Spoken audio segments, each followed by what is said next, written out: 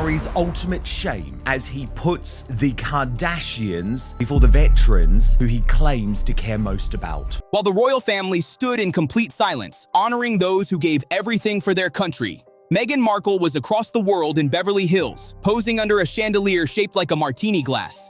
Yeah, let that sink in.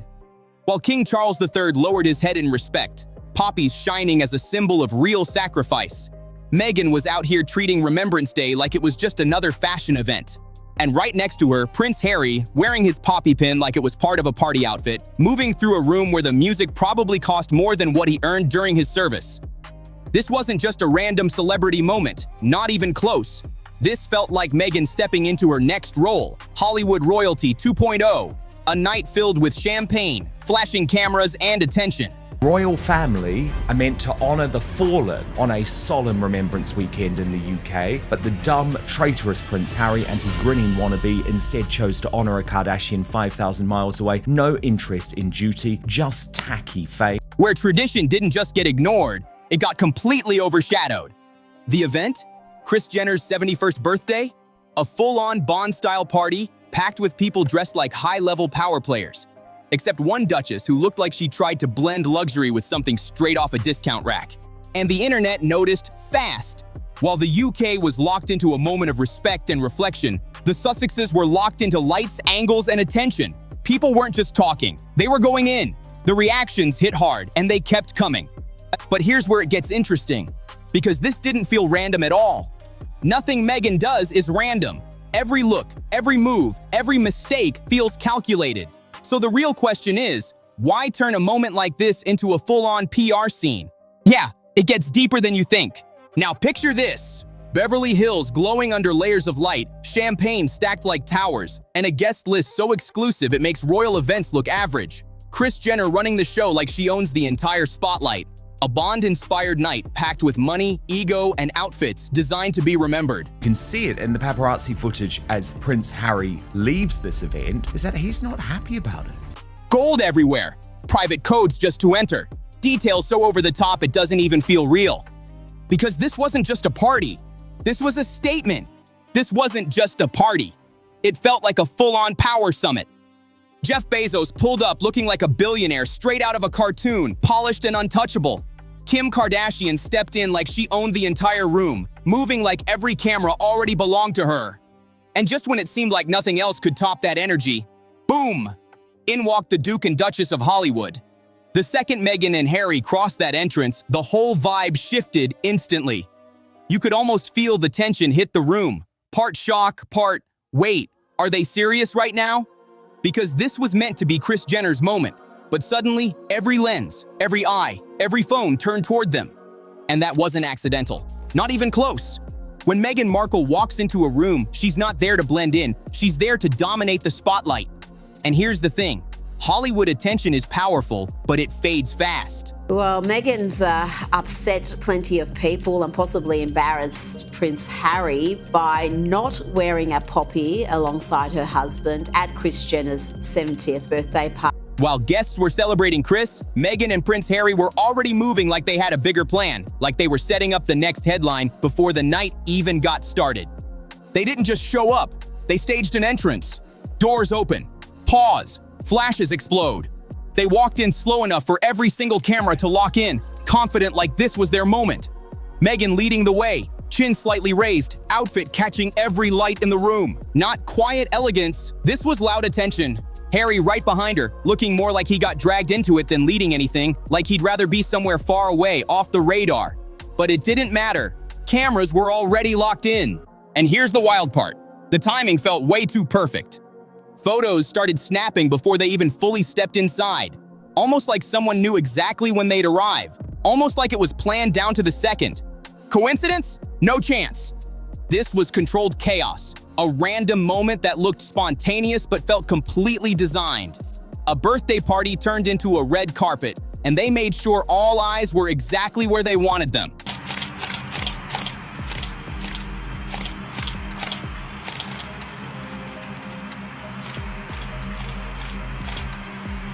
Heads were turning everywhere. Whispers cutting through the room between champagne sips. The Kardashians, calm, barely reacting like they've seen everything already. Jeff Bezos gave a polite nod, controlled, distant. And Kris Jenner? That smile said everything. You're taking my spotlight. But fine, just make it worth the attention. Because let's be real, every move Meghan made looked practiced. That soft touch on Harry's arm, the perfectly timed laugh, the pause just long enough for cameras to lock in. It looked smooth, but underneath, there was something else, something way more intense. They weren't there to celebrate anything. They were there to remind Hollywood, we're still here. And you could see it all over Meghan's face. That look wasn't casual. It was focused, like she walked in ready to take over, not just blend into the crowd. It looks like Meghan Markle married Prince Harry not for him, not to serve the British people, but to serve herself and the access she always wanted to indulge in, the fame and the attention she always wanted to indulge in, but could never achieve on her own. Meghan Markle did not get an invite to that party. Prince Harry with Meghan Markle got an invite to that party. They're inviting him because of Harry. Meanwhile, while they were soaking in Beverly Hills lights, across the world, everything felt completely different. In London, silence. Cold air, black coats, rows of poppies, heads bowed in respect. A whole nation locked into remembrance. The contrast, brutal. One side, reflection. Other side, cameras, flashes, attention. And then it hit social media. Images of Meghan smiling under bright lights, right next to Catherine, Princess of Wales standing still, composed, honoring tradition. That comparison, it went viral instantly. People started calling it the split-screen moment. On one side, tradition, discipline, respect. On the other, glamour, sequins, and a vibe that didn't match the moment at all. And whether you agree or not, the reaction was loud. Criticism started pouring in fast. Questions everywhere. How does Prince Harry, someone with a real military background, end up in that situation on that specific day? He looked so respectful and pensive. And of course, we bring you these incredible visuals of Catherine honoring the patriotic and deceased, in jarring comparison to Meghan Markle hitting up a Kardashian bash. Even media outlets that usually stay neutral were struggling to explain it, because the symbolism was too obvious to ignore. The poppy, meant for remembrance, now sitting in a party setting under chandeliers. And social media, it went wild. Memes everywhere, comments stacking up. One viral line summed it up perfectly, from battlefield to buffet table. But here's the deeper part. This wasn't just about one night. It exposed something bigger. Two completely different versions of what the royal image looks like today. One side focused on honoring the past, the other focused on staying relevant right now. And whether this was planned or not, one thing is clear. Meghan and Harry didn't just show up to a party, they became the headline of the entire weekend, and not the kind you can easily control. Now let's talk about that outfit, because if the event already had people raising eyebrows, this look sent them flying. Meghan stepped in wearing a black wrap skirt that looked confused about what it wanted to be. Elegant, experimental, something in between that didn't quite land. The fabrics didn't match, the vibe felt off. Like a fashion idea that sounded better in theory than in reality.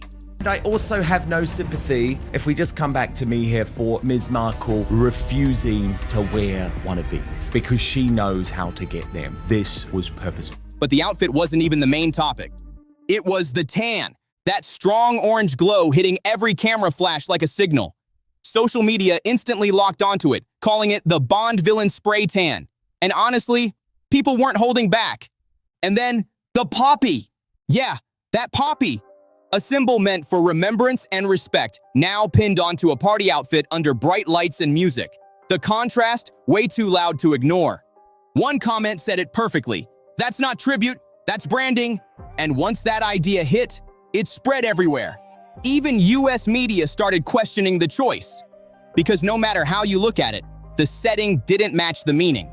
And Prince Harry didn't escape either. His poppy, meant to honor real sacrifice. Kris Jenner's post on Instagram immediately after the party, I think there are the maximum of 20 pictures in this slideshow. She made the mix, not one glimpse of the royal couple. Because the reality is that in Hollywood, they're not royalty anymore. They're on the D-list. So they may get the invite, but they're not on the Snoop Dogg or Oprah Winfrey list. Suddenly looked out of place next to drinks, suits, and a full luxury party setup.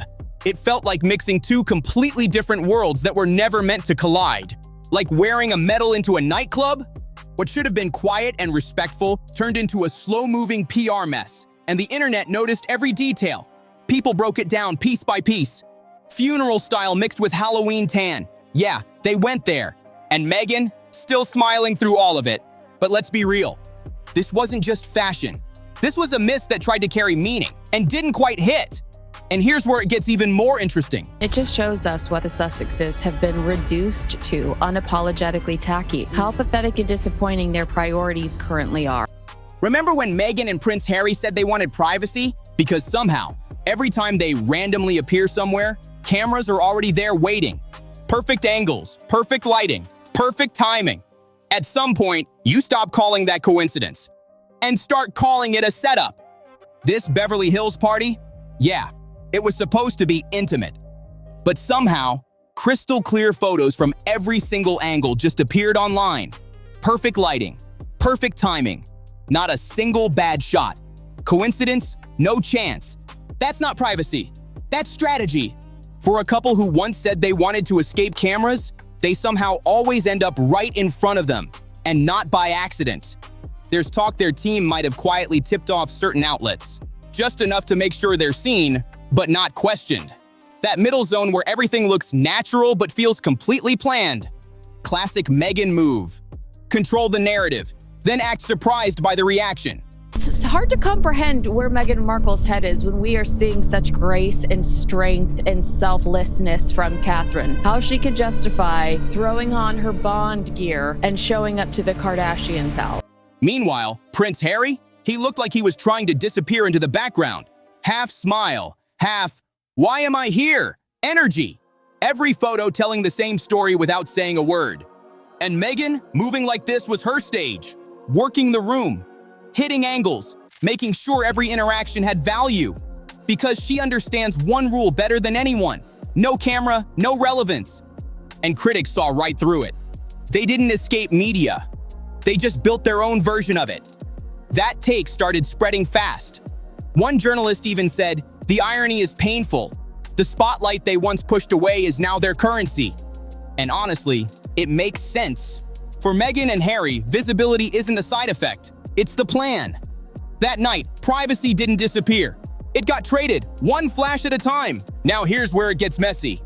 Harry and Meghan's titles should be pulled ASAP, and their place in the line of succession should be immediately revoked because they're not demonstrating the qualities of royalty that they should be. They're expressing basically the excesses of Hollywood, the indulgence of uber wealth. And Harry and Meghan don't even have. There were whispers going around that Meghan might not have even been officially invited. Yeah, let that sit. Rumors say her team secured access through connections, not direct VIP status. More hustle than invite list. The kind of move that says, we're getting in no matter what. And once inside, full mode activated. She wasn't just talking, she was networking hard. Moving from group to group, dropping names, smiling on cue, making every second count. Every interaction looked like it had a purpose. Every moment felt like it could turn into a headline. Kris Jenner got a quick photo. Kim Kardashian gave a polite acknowledgement, and then distance. Because here's the reality. In a room full of powerful people, Meghan wasn't leading the moment. She was the moment, but not in the way you think. More like the topic everyone notices, but doesn't fully engage with. The energy, loud. The intention, clear as day. Even Harry standing in the background, slightly off, couldn't change that feeling. This wasn't random. This was strategy. And here's the thing about Hollywood. Everyone loves attention, but nobody wants the extra weight that comes with it. And that night, you could feel it. They were playing the game, but the room already knew all the rules. It's the worst thing that Meghan and Harry could have done. It just shows how disconnected they are from not only the public, the Remembrance Day, the people of the UK, but also from themselves, from each other. They are very disconnected from each other. She wants one thing, he wants another. And every time they step out here, him looking miserable and her looking so happy, it's very difficult. If Meghan and Harry walked in expecting royal treatment, Hollywood gave them something very different. A polite shrug. The A-list crowd wasn't impressed. Not even close. Kris Jenner kept that controlled smile locked in. Kim Kardashian leaned over, whispering to a stylist like nothing major just happened. And Jeff Bezos, more focused on his drink than the so-called Duke and Duchess. That tells you everything. The energy in the room shifted fast, from curiosity to something way more awkward. Eyewitnesses described Meghan moving from group to group, trying to land in conversations that just didn't stick. People were polite, but it felt surface level. The kind of quick smiles and short laughs that say, okay, cool, now keep it moving. And Harry? Yeah, you could feel it. Prince Harry standing there, playing with his drink, looking like he suddenly realized this isn't the same world he came from. No bows, no special treatment, no one going out of their way. Just people observing, scrolling, moving on, because Hollywood doesn't care about titles. It cares about relevance. And in that moment, Meghan's value in that room didn't hit the same. Even outside, the cameras started shifting away. Once that big entrance moment faded, attention moved right back to the Kardashians. That says a lot. By the end of the night, the message was clear. In this world of fame, Meghan wasn't leading anything. Just another guest trying to hold on to the spotlight a little too long. And for Harry, that silence hit harder than any headline. While Meghan kept pushing, moving like this was a full media run, Harry stayed in the background. Low energy, quiet, almost disconnected. His body language said everything. Hands in pockets, head slightly down, eyes looking for a way out. Like he stepped into a situation that didn't feel right anymore. Interesting how Harry finds no fault in their cooperation or their cooperating with the media. But when he claims his family does the same thing, it's simply unforgivable. We have to write a book. We have to do a Netflix series about it. It looked like he walked into the wrong scene, a whole different world where he didn't fit the same. Sources said he barely spoke, just quick nods, short smiles, keeping it minimal while Meghan stayed fully locked in. Every laugh she gave felt intentional. Every quiet moment from him, that told a different story. From military discipline to flashing lights and party noise, the contrast was impossible to ignore. People watching closely picked up on it immediately. He didn't look comfortable. He looked stuck. Like someone realizing too late that the trade-off wasn't what it seemed. Even photographers weren't focused on him.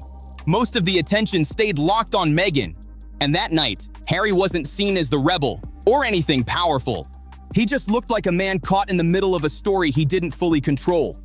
He wasn't leading anything that night. Prince Harry looked more like part of the background than part of the moment. A man stuck between two worlds, one built on duty, the other chasing attention. And deep down, you could feel it. He knew. And just like that, it was over. Lights dimmed, music slowed, and that whole champagne energy faded fast. Meghan and Harry walked out of Kris Jenner's over-the-top celebration with way more headlines than real connections. What was supposed to be a strong comeback? It turned into a clear example of ambition going in the wrong direction. Back in London, respect, silence, remembrance. In Beverly Hills, flashes, poses, and attention. That contrast, impossible to ignore. You can switch locations, you can change circles, but not everything translates the same. And Hollywood, yeah, it saw right through it. The smiles were there, but they didn't mean much. The distance was obvious. Meghan wanted to own the moment. Instead, she became the topic people quietly talked about as the night wrapped up. And Harry, just fading further into the background, barely noticed as the spotlight moved on. But here's the thing. This story doesn't end here. Because the next part, it gets even crazier. Someone close to Meghan stepped forward, and what they revealed flips everything you think you know. If you thought this was messy, you haven't seen anything yet. So don't miss it. Go check the previous expose right now where everything starts connecting. And trust me, you're gonna wanna be ahead of this before the next wave hits. And if you're into this kind of drama, hit subscribe because this story is far from over.